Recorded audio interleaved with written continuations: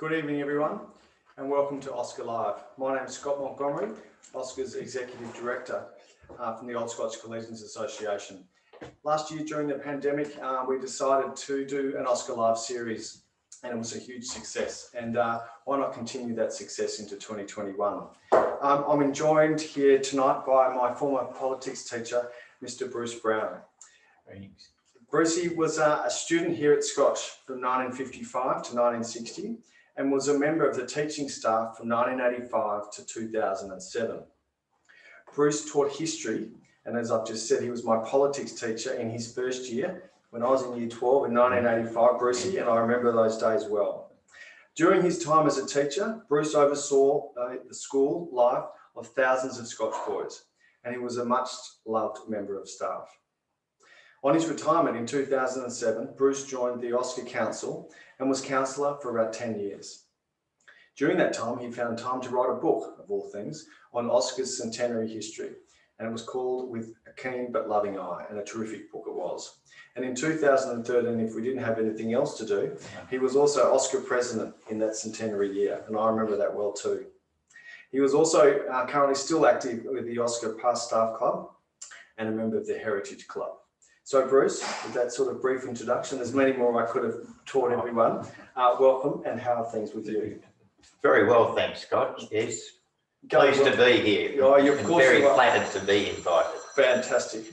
But there's many things we could have talked about, and I've picked really looking forward to our chat about your current book, which was launched last week by the Footy Club, Fighting for the Cardinal Cold and Blue in its centenary year. Right. But let's not start there. Let's take you back to 1960, when you were year 12. Right.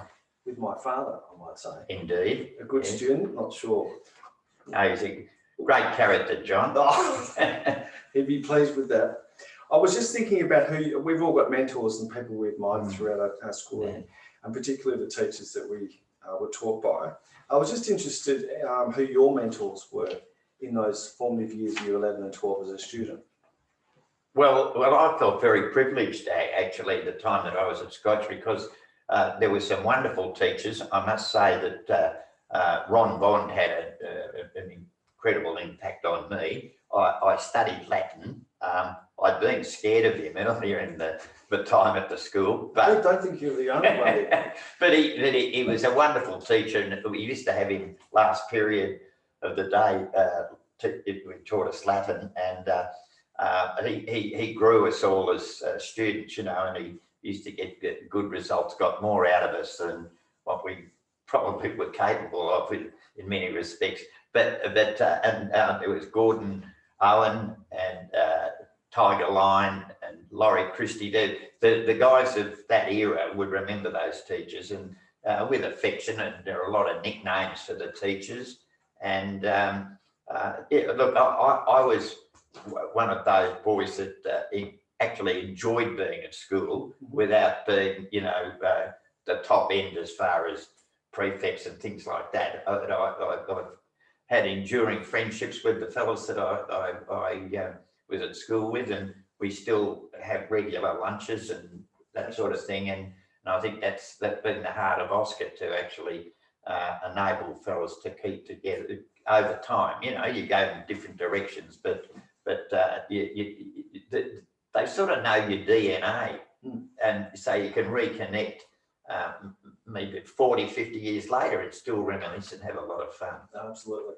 I was interested because you obviously went on to become a teacher. Yeah. And when that sort of sense of going down that path, yeah. Was it at school, or was it at uni, or? Well, yes. How did it evolve? Well, I've got to say that I've had a few possible career paths, but and I don't mind admitting, the education department offered studentships for students to go to university, and I actually got paid, you know, an amount of money that kept me going, you know, during university. And then we did the degrees and dip ed, and then got a job straight away. And I had a good career in the education department, and I do remember talking to Ron Bond on the phone in the later 20s, and he said, "Don't come back to Scotch until you've got some depth in your in your experience, you know. And you're still scared of him then too?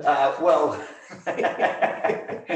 he just had that ability. But look, he was, you know, quite a strong character in all dimensions. And I know Russell Howcroft on the Morning Chimes 3AW.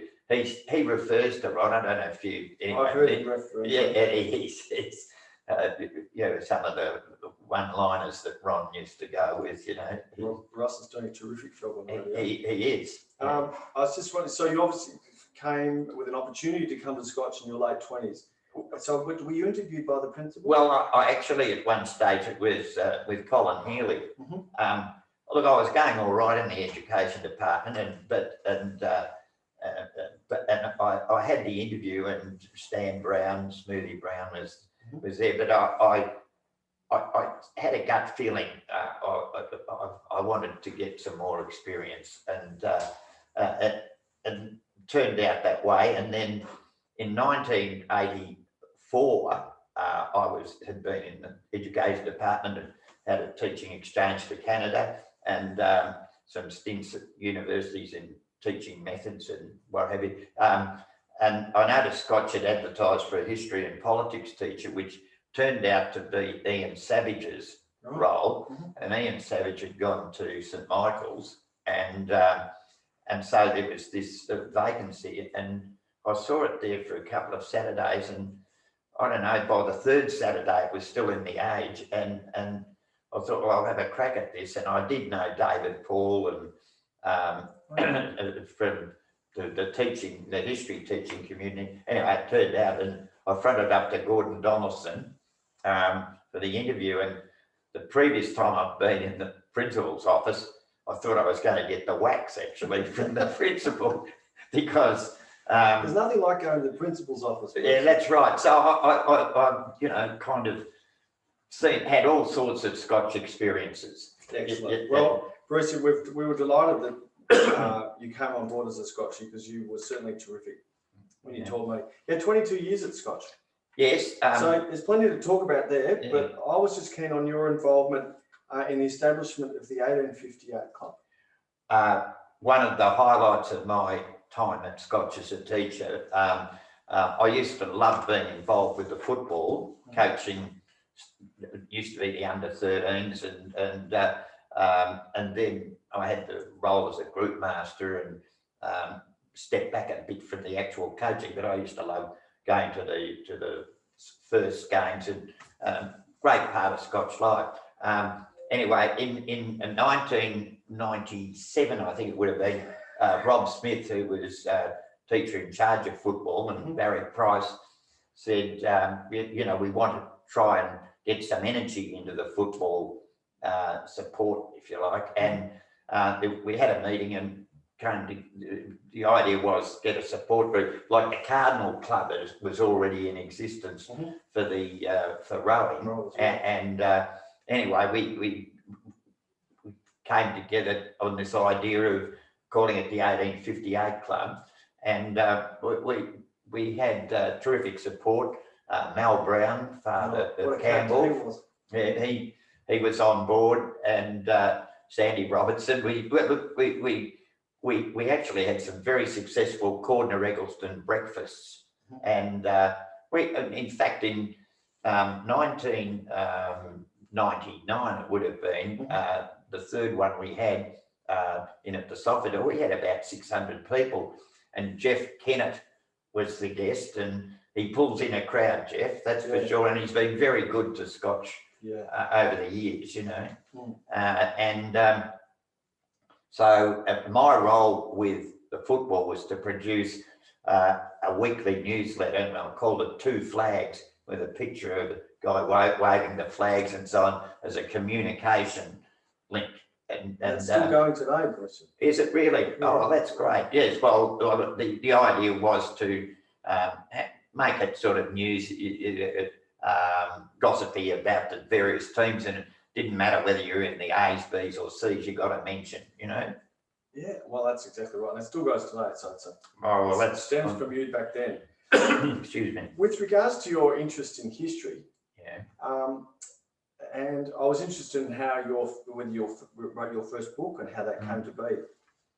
Well, thanks. I had a good friend, Ian Woodside, who was a teaching friend, and he'd had a bit of success with a book in geography, and he said, why don't we were teaching the same subject, and it was actually a politics textbook that was designed to be a bit different and have lots of practical exercises for the students to work through, not the teachers. So anyway, he got us up and running with a publisher, and we actually went quite well at that. That was 1980 through to 1984. We had a number of editions, and then I was invited to become involved with a history textbook for year 12, Australian history, write a couple of chapters, and then I had another book that I did with a former colleague, Sylvia Morrissey, and I thought that I started to get a bit better with the writing. Please don't think I've got tickets on myself, because I can tell you the first drafts that I did for the original politics book was like handing your work into the teacher, and there was blood all over the manuscript because like my work. but over time you kind of get more confident in the way you're trying to express things. And these books for Old Scotch are right up my alley, because I don't think I'm getting carried away with how good they are, but I like doing them because I've got a love of the people who we're talking about, you know, and the footy book is right up my alley because it's football, and it's people, you know, that have made that club. Absolutely. Well, we'll get on to the footy book in a sec, but I'm fascinated how you as authors, and David Kemp's another author who's writing volumes of books, I know, and you get your teeth into it. And I'm just wondering how the thought bubble gets set there, and how it goes to a piece of paper, and then how it goes to a book, and how that sort of, have the patience to do that. And do you sit up till all hours of the night writing, or how do you do it? Well, it's collaboration. That's the thing. With the footy book, for example, Jeff McCracken and John Bell, they sowed the seeds. There's no doubt about that. And they had their strengths. Jeff knew the club. John knows the VAFA and had been involved in the club. And they knew what they were wanting to do for the Centenary. And I was invited to come on board and try to put together a narrative. And so that's how it came to be. And it came out of a lot of conversations. What would we be trying to say about the Old Scotch Collegiate Football Club? And so that gets the ideas going. And then, well, you put pen to paper and then scrub stuff out and go again. And I mean, in the old days before you're able to use Word and sort of cut and paste and so on, there was a lot of handwritten stuff, and it wasn't as straightforward as it is nowadays. Well, Bruce, I'm just going to lean forward and get the book itself here. So we're talking about the Footy Club book, which I'll just share with our viewers here. It's a wonderful book, and it was launched by Jeff Kennett last Friday at the football club's season breakfast launch. He was brilliant.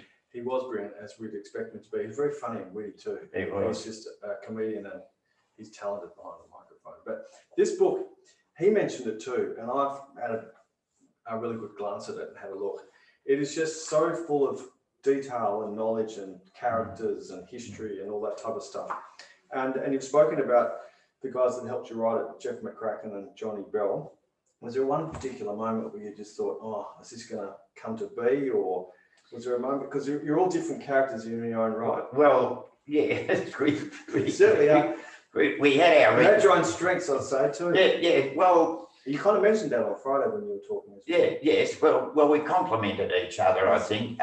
Look, at the end of the day, John and I both agree that it is Jeff's book, because Jeff's knowledge of the club since 1966 is remarkable, and he loves the club, and John is a walking encyclopedia for the VAFA, the AMOs, and so I learned a lot from hearing them talk. But I knew what had been going on in the club, and over the years, and way back in the 1950s and 60s, the AMOs got a bit more publicity, and I had never met Manson Russell, for example, but his name bobbed up in articles everywhere. Yes, and that's when I became really aware of where the Old Scotch Football Club was in the scheme of things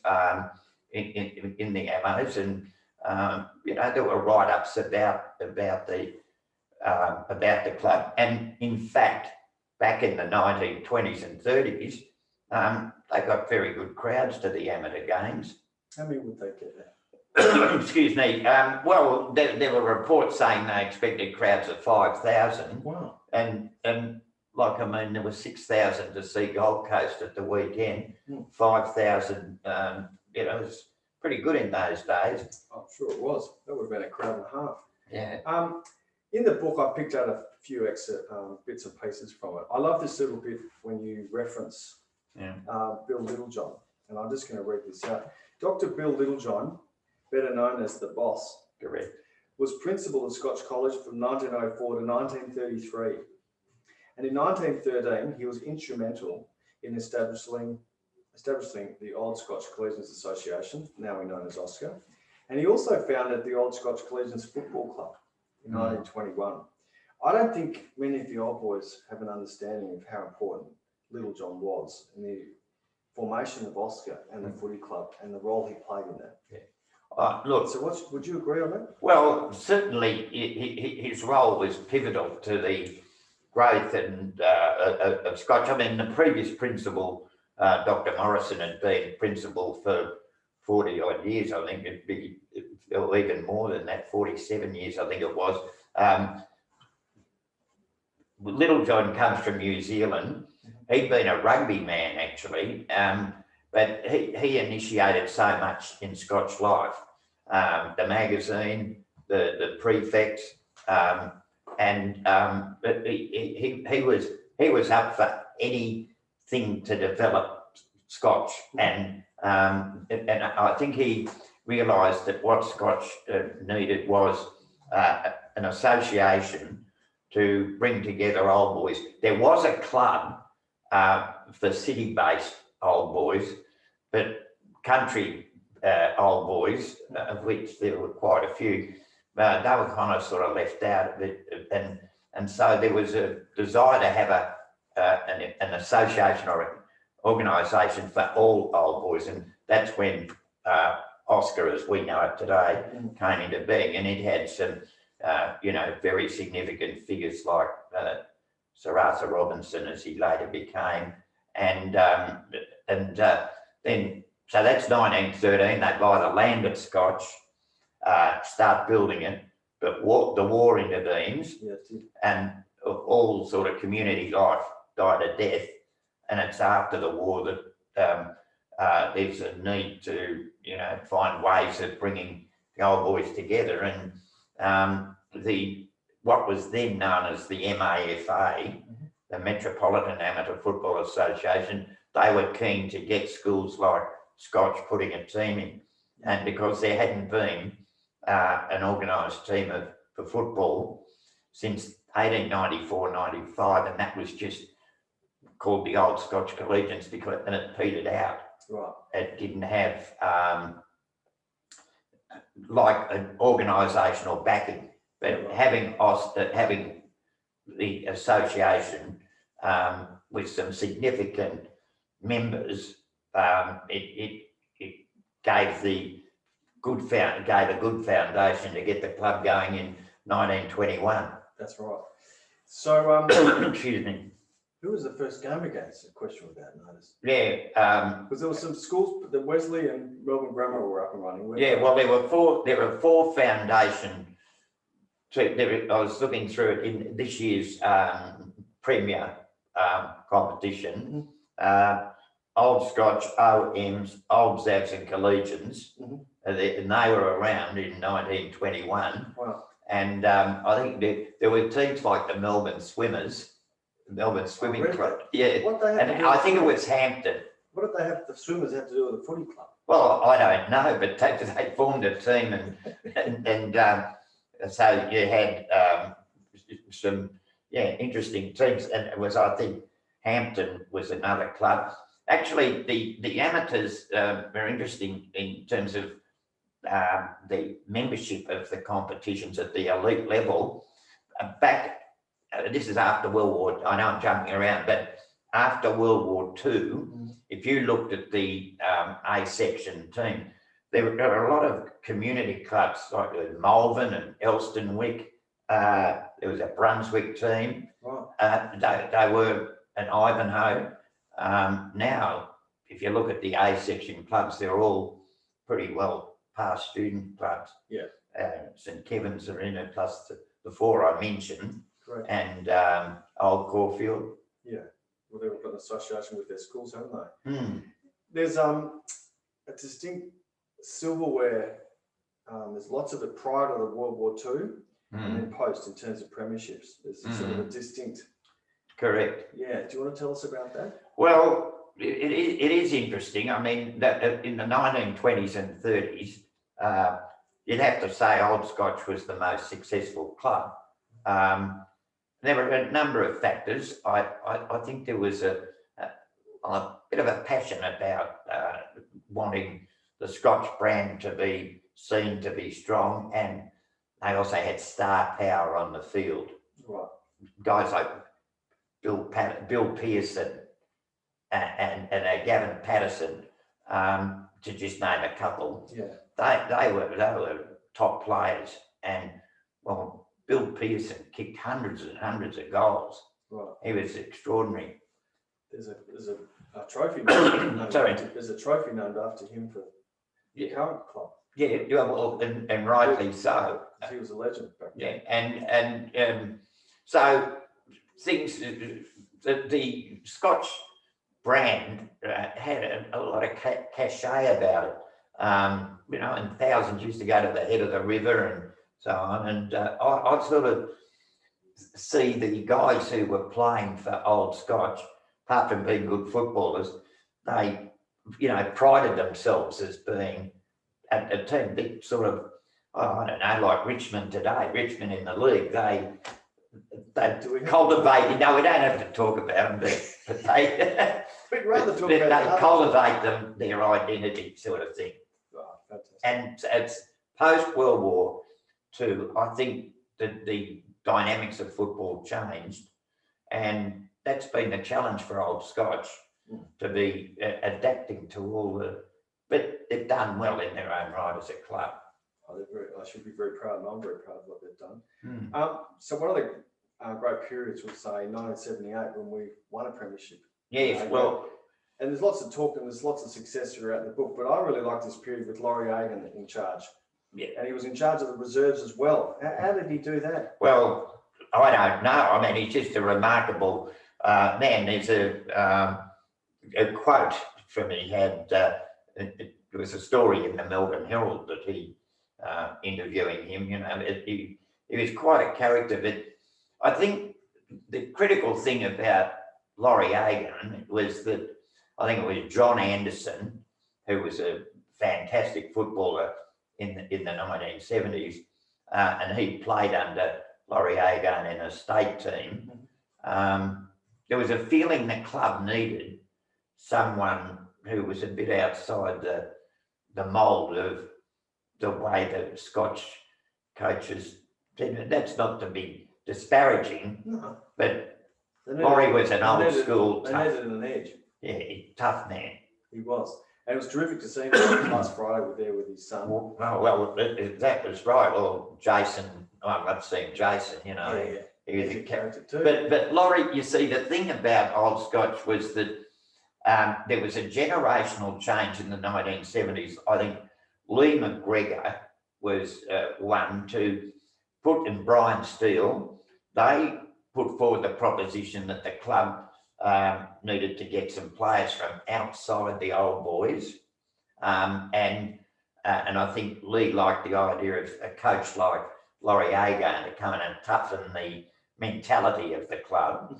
And so that was up against some of the wonderful guys who'd been dominant, like Heck Ingram, who still, they were men of the 1920s, and they sort of thought of the club as for old Scotch boys alone. Yeah, right.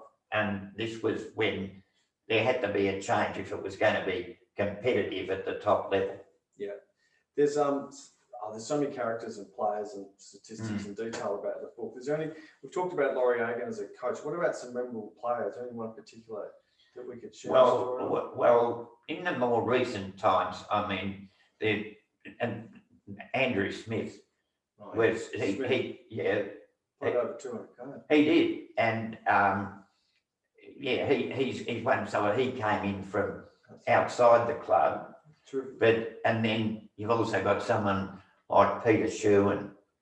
Right now, he, in the book I call him the poster boy for amateur football, had a medical career, but still played great footy and coached the club. He played with me in the premiership team in the Warriors. Did he really? Yeah, 95 was his last game. Well, that's a He came out of retirement, I think. Right. Look, we put him in the back pocket just to shore things up. But I mean, Peter Sherwin's a class act, but there were so many, other Rowan Price. I don't want to sound as though I'm, just talking about my favourites, but there were really top flight football, and I just think if we could just get the right mix there, it'd be great to have Old Scotch as an unstoppable force. Wouldn't we? Let's hope that happens, Brucey. Yeah, well, the current environment, the footy clubs, as we know, and we heard last week from Tim Shearer, the president, and Jeff himself, what a great club and environment was, and it was terrific to see the generations. Yeah. The club's about to field 7 teams. Yeah. With the introduction of the girls have been introduced a couple of years now, so that's a terrific addition to the footy club. They've got 7 teams, as I've said. And so what's your take on it? The vibe in the room last Friday. I liked it. Yeah, I thought it was good. I thought the attendance was excellent. I think they know that in Tim they've got a leader who, leading the administration.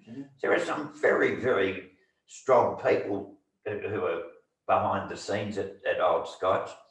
And I think Mark Nat is going to, I think he's got the confidence of the players. Yeah. He's a premiership coach. He is in the under 19s. And do you know what? His team beat Old Zabs in a grand final. We love him. Well, anything to beat the Old Zabs is a good thing, Brucey.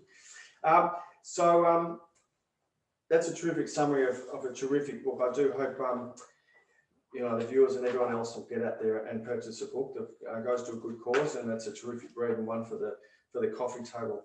We just want to have one more question, Brucey. Okay. How do you reckon the D's will go? Well, I'm quietly confident. Brian Gibbs said to me, he's a Demon supporter. We're 0-2, but we're not getting carried away. Yeah, we're not getting it. He said to me, how do you reckon we'll go?